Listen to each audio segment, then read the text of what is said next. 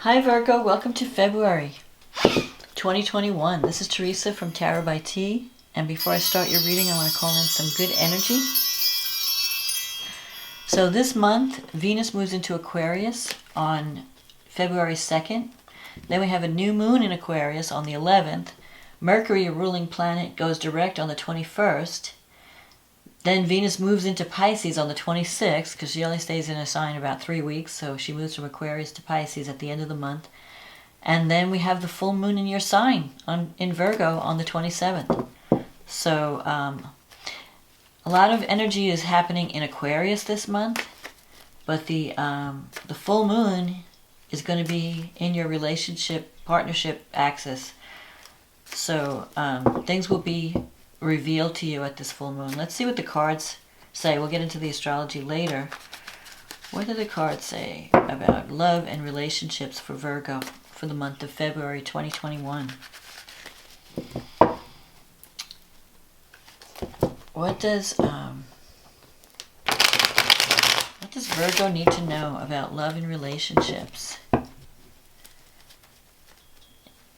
in February 2021? What does Virgo need to know about love and relationships for February 2021? May only the highest forces be present at this reading to ensure that the truth be told.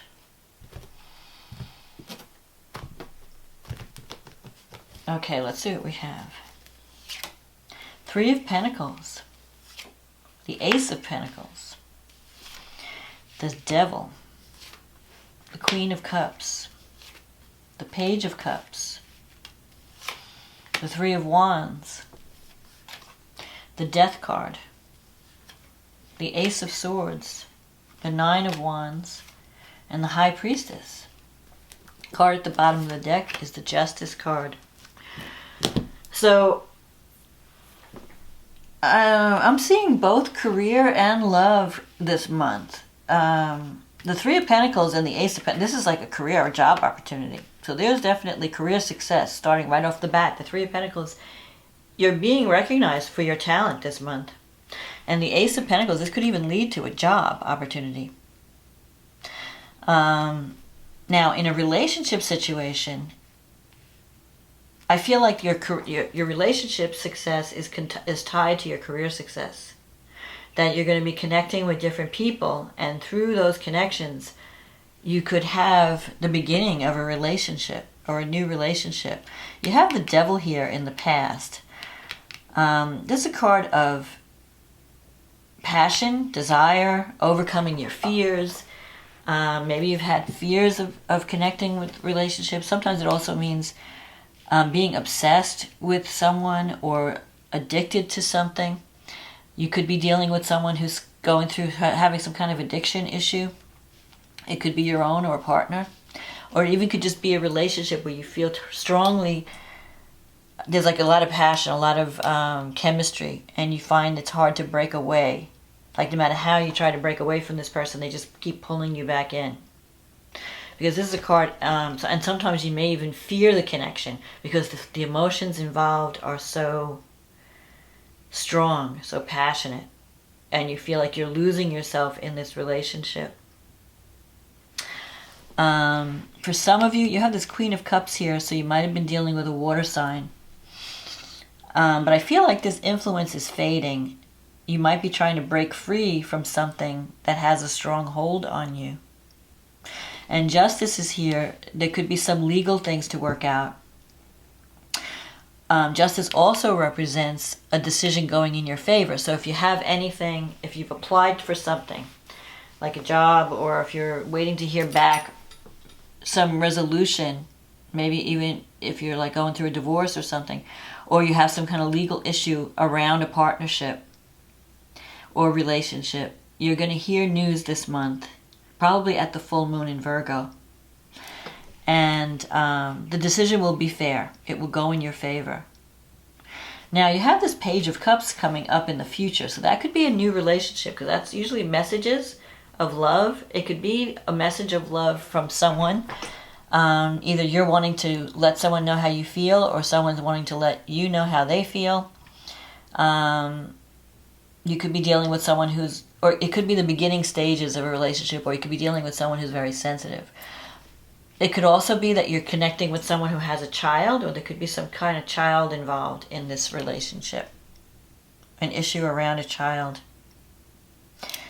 Especially with Mercury, a ruling planet, going retrograde this month, it sometimes brings people back from the past, so you could be revisiting connections from the past, maybe to have final closure.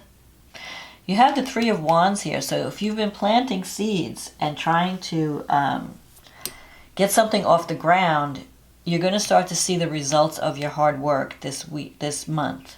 So the Three of Wands it's a card of fruition. Threes are a card of abundance and birth and fruition. It's also a card of teamwork, partnership. You might be working with a group of people. And I'm not seeing so much. I don't know if love is going to be as important as career this month, I have to tell you. Now, the Death card is here. I feel like, though, that this month might be a month of closure, like tying up loose ends in a current partnership.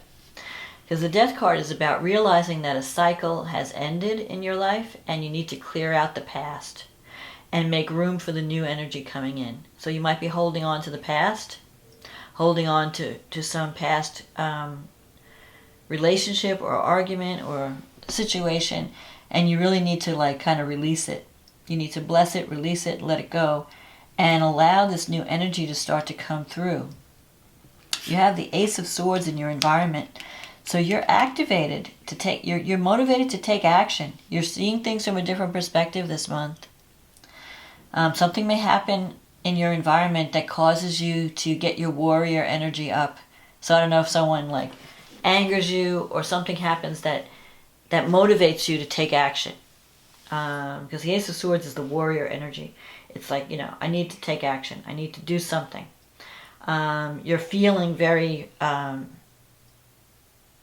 very motivated, very fired up, very excited about some of the new beginnings that are happening. The Nine of Wands is in your wish fulfillment sector, so it's almost like you've been struggling for a long time to try and get your, this is in the wish fulfillment section. So you're wanting to make something happen in a relationship, or you had this goal or this dream that you want to manifest. And it's been a struggle. You've been struggling with this for a long time, and you're ready to give up. But the Nine of Wands is saying, don't give up. You've got one final battle, and then you can have the keys to the castle. You can achieve your goals if you don't give up. And especially because you have the High Priestess as the outcome card, and that usually means a favorable outcome, even though you can't see it right now. Things are happening behind the scenes. You might have people supporting you from behind the scenes. And you may feel like, well, I've been struggling with this, and I'm not getting anywhere. Maybe I should just quit. Or maybe I should just stop trying. But I feel like that things are going to work out in your favor. So don't quit. Don't give up. The Nine of Wands issue is also something may come back to be revisited.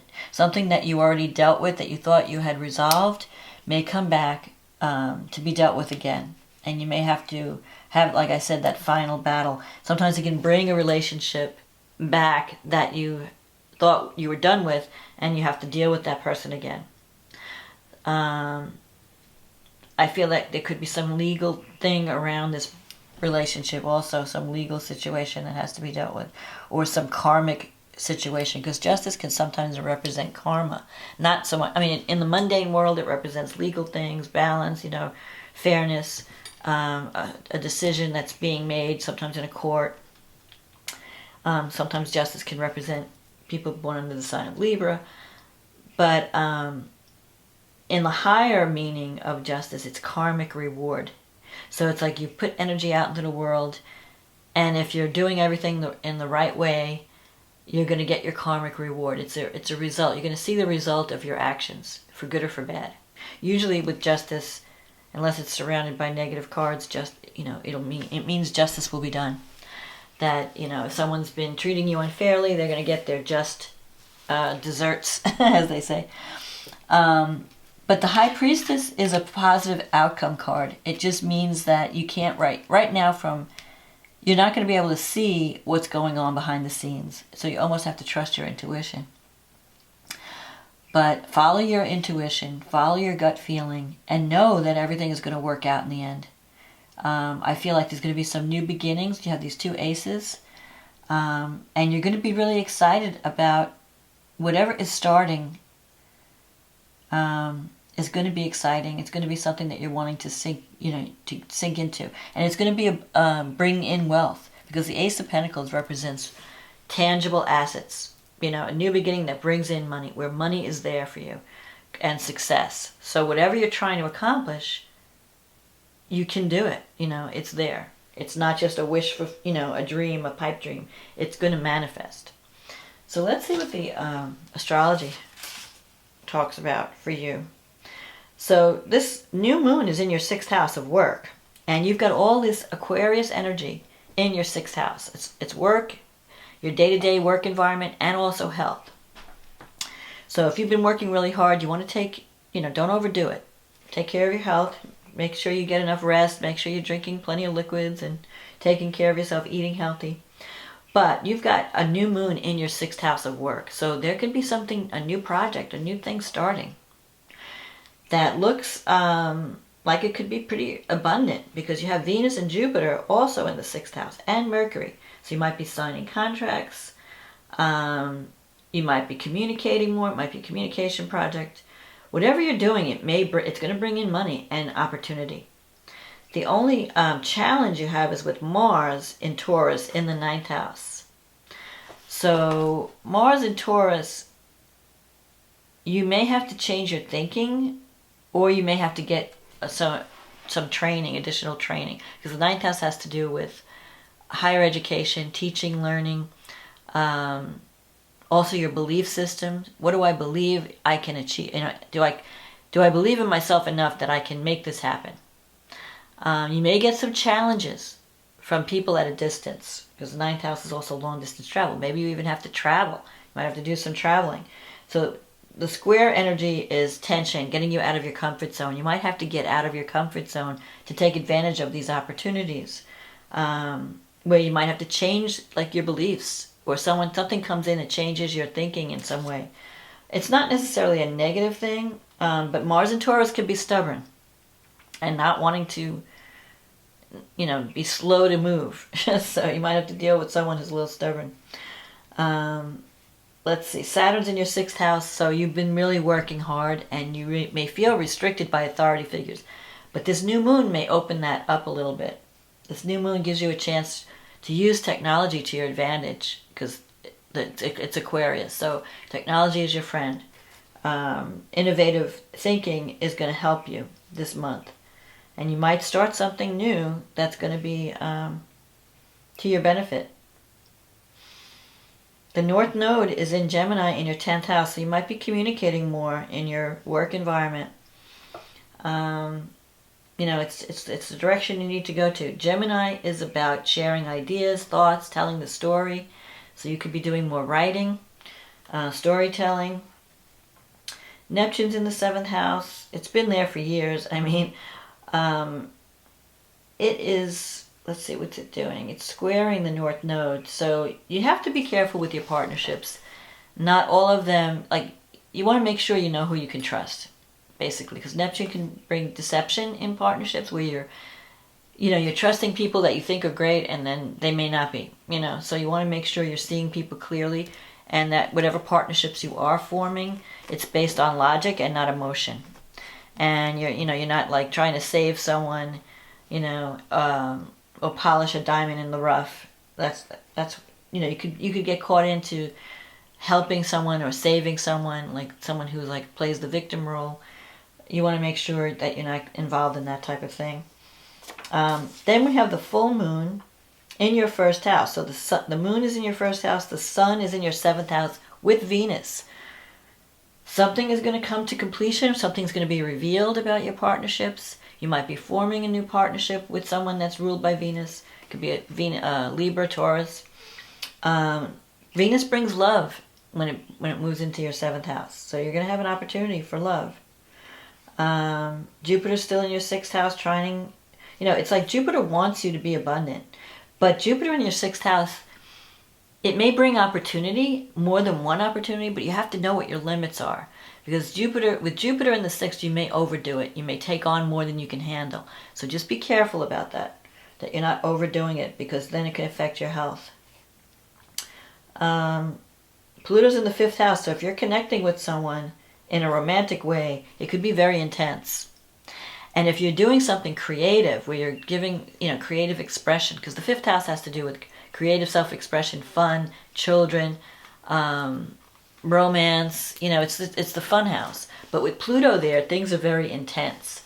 So if you're communicating, you may be communicating in a powerful way, or you're expressing yourself in a powerful way. It could also bring a romantic encounter that's very transformative, that transforms your life in some way. In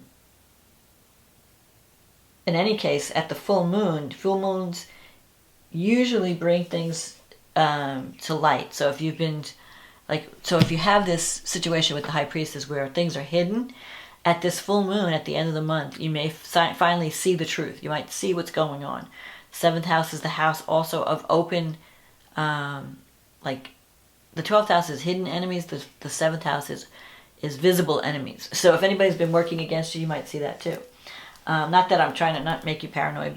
Usually, because you have a lot of good energy, Venus is there, so I think your relationships will be more harmonious at this full moon, because maybe you're seeing the truth, and that can help your partnerships. Like if someone's not speaking up, sometimes we have little resentments and it affects our partnerships, but when you start to talk about things and you resolve things, full moons usually bring things to completion or resolution. So you could be working out some differences at this full moon that benefit both of you. And it creates more harmony in a relationship.